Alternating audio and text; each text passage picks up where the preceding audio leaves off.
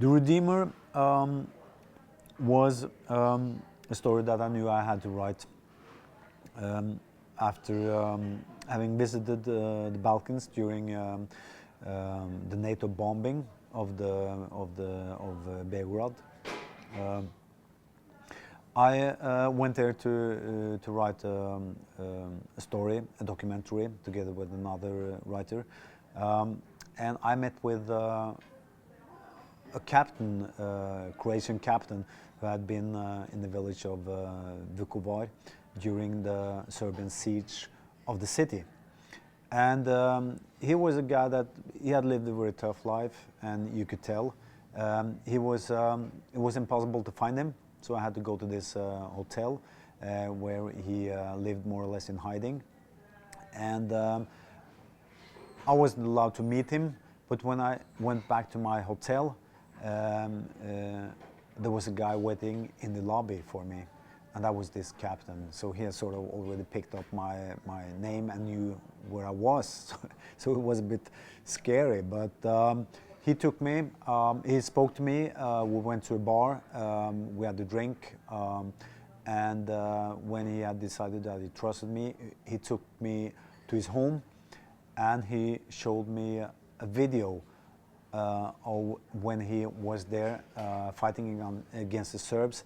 He had gone to the hospital to film what was going on there, because at that time they had no medicine left, where they during the siege had run out of anesthesia and medicine, and so they had to operate on the patients without anything. And he showed me this picture of this guy who was getting his left foot amputated, and I can still remember his hand, you know, grabbing the sheets of the bed. There was no sound on the video, and we were just looking at this scene, and at the same time his friend were making bacon and eggs in the kitchen, so we had the smell from the kitchen coming into the living room. And he told me about his story when he got captured, and he told me about the torture. And when I was about to leave, they started talking, him and his friend, about a guy they had seen in the city who was probably a Serb, and they were discussing whether he may have been part of the siege. And I don't know what happened after that, but in my head it sort of developed this idea of a Croatian guy who had been in Vukovar during the war, and had become a hired killer for Croatians who wanted to take revenge of the Serbs. And he, more or less by accident, got into the profession. And when the story in The Redeemer starts, this guy is on his last job, and he's going to Oslo. And it's supposed to be a very easy job. And he shoots this officer in the Salvation Army. And on his way back from Oslo, the plane is delayed and he has to stay behind, and long enough so that he can read the news. And when he reads the news, he realizes that he has killed the wrong guy. So that is the sort of where the story starts. It starts with something taken from real life, and I've just put it into a story of fiction. In The Redeemer, much of the research I'd already done, writing a book together with another guy about the wars in the Balkans. So I didn't go back to do research especially for this guy, because sometimes you get in trouble if you do too much research. It sort of blocks the way for the fantasy and the fiction part of it. So I think that you have to do enough research so that you can write with authority, but at the same time, if you if you invest too much of your time in research, you tend to use too much of the research, that you sort of feel an obligation because of the time you spent on research to use it in the book, and that there's a danger that it will become very boring, and that you're sort of a schoolmaster instead of a crime writer. And I often tell myself that, okay, I spent enough time doing research now. I know enough. If I know more now, it's not a good thing. It's a bad thing. So I definitely did not go back.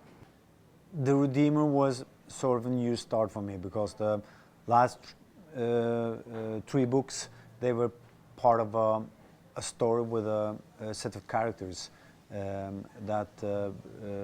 with Harry as the protagonist and Tom Waller as the antagonist. But it was, I think that the Redeemer took hopefully the best parts of the Redbreasts, that technique of writing, of using history, and again a war history, and hopefully also the best parts of the Devil Star, where you have this hard-boiled crime story with fast-paced action scenes. So it was, I think of the Redeemer as, the Redbreast and Devil Star put together. Sort of a greatest hits,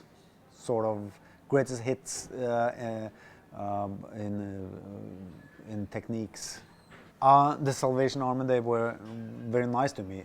They were very happy about me writing or including them in the story, and I also told them that it would be there would be good guys and bad guys from the Salvation Army in the story, and they were just very happy with it, and they helped me a lot. And most of the research that I did within the Salvation Army, I did in cooperation with the Salvation Army, so I had no problems there. Although it is a closed society, and that's what I wanted. I grew up not being part of, but being definitely in contact with, religious groups that lived in this sort of closed society, and so I've always been very fascinated with that. And also, Harry Hole is part of a closed milieu at the police house in Oslo, where you have this loyalty within the group that is very important, and that you're more or less at war with the outside world, you feel at times.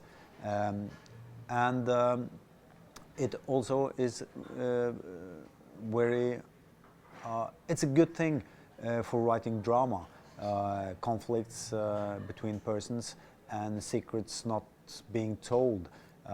So it's a drama that has a bit of Henrik Ibsen in it, I think. I write more and more in a filmic way. A very important influence for me as a writer has been crime stories on film. More important than crime novels, actually. So it's just a natural way for me to write. I think in scenes. For example, if I have a day scene, I would automatically